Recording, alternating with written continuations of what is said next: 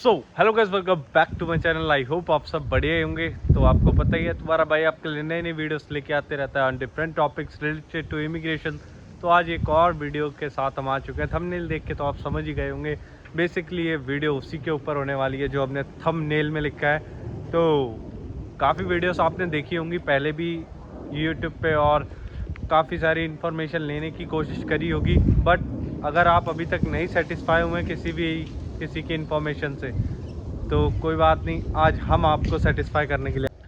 So guys, जो first thing है जो हर किसी के दिमाग में एक चीज़ का डाउट आ रहा है, वो है रिलेटेड टू प्रोसेसिंग टाइम। और ये जानना आपके लिए बहुत ज़्यादा ज़रूरी है। अगर आपकी फ़ाइल लगी है या आप अप्लाई करना चाहते हैं, तो भी आपको पता होना चाहिए कि इस समय ऑस्ट्रेलिया का प्रोसेसिंग टाइम क्या चल रहा है, वीज़ा प्रोसेसिंग टाइम है क्या। तो मैं आपको बता देता हूँ। आपने बहुत सारी वीडियोस देखी होंगी यूट्यूब पे, अलग अलग पॉइंट्स ऑफ व्यू देखे होंगे। हर किसी के अपने अपने पॉइंट ऑफ व्यू हैं, और हर किसी का अपना अपना सोर्स है इंफॉर्मेशन लेने का। जो उनके सोर्सेज हैं, उनके हिसाब से जो प्रोसेसिंग टाइम है, किसी के हिसाब से 90 डेज़ है, किसी के हिसाब से 120 डेज़ है, किसी के हिसाब से 180 है, और किसी के हिसाब से उससे भी ज़्यादा है। मैं आपको बता देता हूँ कि एग्जैक्टली कोई भी नहीं जानता है कि असल में इस समय प्रोसेसिंग टाइम ऑस्ट्रेलिया का है क्या।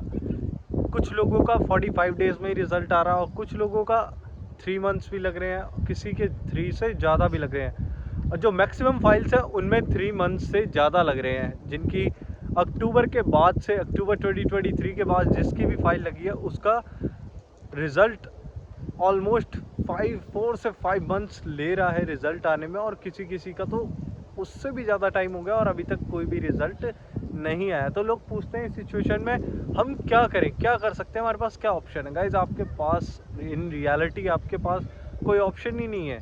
आप या तो ये कर सकते हो, आप और कोई कंट्री के लिए अप्लाई कर सकते हो, और नहीं तो आप वेट कर सकते हो। और उसके अलावा आप कुछ नहीं कर सकते, क्योंकि वही आपका फर्स्ट और लास्ट है।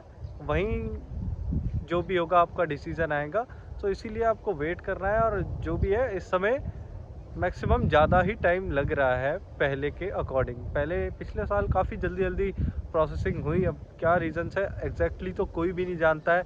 सब बस ऐसे ही बताते हैं। एग्जैक्टली असल में कोई भी नहीं जानता है। ये खाली इमिग्रेशन जानती है कि क्यों उन्होंने रोक रखा और क्यों इतने ज़्यादा डिलेज चल रहे हैं इस चीज़ में। और मैं एक लेटेस्ट आपके लिए ये रिफ्यूज़ल लाया हूँ, और इसके बारे में भी बात करेंगे कि रिफ्यूज़ल्स में क्या आजकल रीज़न्स दिए जा रहे हैं। और मैं सारा कुछ इसके डिटेल में बताता हूँ आपको इस रिफ्यूज़ल के बारे में, जो मैंने हाथ में पकड़ रखी है। ये जनवरी की है, 17 जनवरी 2024 की रिफ्यूज़ल है ये। और ये इंडिया से अप्लाई किया गया था। आई थिंक गुजरात से मुझे किसी ने भेजी थी ये रिफ्यूज़ल। मैंने सोचा आपके साथ इस रिफ्यूज़ल को क्यों ना साझा किया जाए। मैं दिखाता हूँ आपको। गाइज, जो मैंने आपको बोला था मैं रिफ्यूज़ल लेके आया हूँ, तो आप देख सकते हो ये लेटेस्ट रिफ्यूज़ल है, और आज है 10 मार्च, और ये 17 जनवरी 2024 की है। ऑलमोस्ट 1 मंथ पुरानी ये रिफ्यूज़ल है। और क्लाइंट नेम तो गाइज मैं रिवील नहीं कर सकता। और इस हिसाब से आप देख सकते हो, एज का हिसाब लगा सकते हो कि कितनी एज होगी इस बंदे की। ऑलमोस्ट ये 30 के आसपास होगा ये, और 30 के पास एज होगी इस बंदे की, जिसने ऑस्ट्रेलिया का स्टडी वीज़ा अप्लाई करा था। और ये डेट ऑफ वीज़ा एप्लीकेशन मेरे ख्याल से, ये जो मुझे समझ आता है जहाँ तक, कि 27 दिसंबर 2023 को ये फाइल लॉन्च हुई थी, और 17 जनवरी 2024 को ऑस्ट्रेलियन इमिग्रेशन ने रिफ्यूज़ल दे दी। ऑलमोस्ट 45 डेज़ ही समझ लो आप। और ये फ़ाइल नंबर वगैरह, और ये देख लो कि ये दे रखा है नीचे रीज़न कि notification of refusal of application for the student temporary, जो भी है सारा कुछ दे रखा है इसमें कि ऐसा ऐसा है। और नीचे कुछ उन्होंने रीज़न्स भी दे रखे हैं। Review rights there is a no, जो भी इन्होंने बता रखा है, थोड़ा बहुत दे रखा है। मतलब मेन तो यही लिखा है, नोटिफिकेशन है ये रिफ्यूज़ल का। और ये स्टूडेंट वीज़ा के लिए फ़ाइल अप्लाई करी गई थी इंडिया से। और ये लेटेस्ट अभी तक का मैंने आपको दिखाया है। और आगे देखते हैं आगे क्या रीज़न्स दिए हैं इसमें, मैंने देखे थे यहाँ। हाँ, ये है गाइस, इन क्लॉज के ऊपर इसमें रिफ्यूज़ल दी गई है। This clause is also known as the genuine temporary entrance criterion जो भी है, और उसमें ये फैक्टर्स दिए हैं, आप पॉज करके सो गाइज ये फैक्टर्स दिए हैं, आप पढ़ ही सकते हो। The applicant circumstances in the home country including the applicant economic situation, political and civil unrest in the applicant home country, the extent of the applicant personal ties to their home country।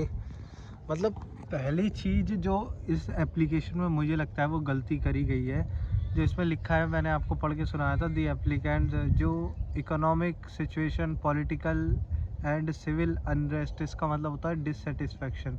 जो इन तीनों चीज़ों से immigration officer dissatisfy था, जो इस बंदे ने application अपनी लगाई थी। और इसमें काफ़ी चीज़ें दी गई हैं, जो कोर्स उस बंदे ने सेलेक्ट किया था बाहर जाने के लिए, उसका भी उन्होंने उसमें जिक्र करा है कि जो कोर्स सेलेक्ट किया था उसमें इंडिया में भी काफ़ी ज़्यादा अपॉर्चुनिटीज़ हैं, तो वो बंदा वहाँ पढ़ के भी कर सकता है। और मेन चीज़ तो उन्होंने पहली पॉइंट ये मेंशन कर रखा है कि आपकी इकोनॉमिक और ये सिचुएशन, पॉलिटिकल, ये सब से वो सेटिस्फाई नहीं है। ये पहली चीज़ उन्होंने अपनी मेंशन कर रखी है। और दूसरी ये लिख रखा है, देखो, applicant not to return to their home country. और इनका दूसरा कहना ये है, जो इन्होंने एप्लीकेशन रीड करी और जो भी इसके डॉक्यूमेंट्स को एनालाइज करा, और उससे इनको ये लगा कि जो ये एप्लीकेंट ऑस्ट्रेलिया में आ रहा है, ये क्या पता इन फ्यूचर वापस ना जाए।